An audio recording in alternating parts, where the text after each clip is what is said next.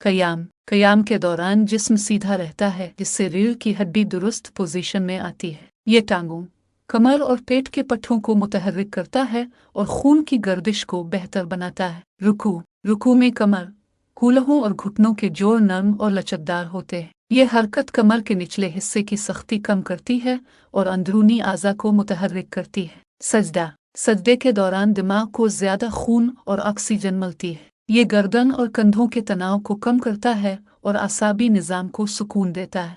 जलसा जलसा घुटनों, टखनों और रानों के जोड़ों को मजबूत बनाता है। ये निज़ाम हज़म को बेहतर करता है और निचले जिस्म की लचक बढ़ाता है। ये नशिस्त कुदरती ज्वाइंट थेरापी के तौर पर काम करती है। सलाम सलाम के दौरान गर्दन की हल्की गर्दिश होती है, जो गर्दन की हड्डी को मुतहर्रिक रखती है। ये गर्दन के दर्द, अकड़ाव और सर दर्द में कमी लाती है। ये हरकत फिजियोथेरापी में गर्दन की वर्जिश के तौर पर इस्तेमाल होती है।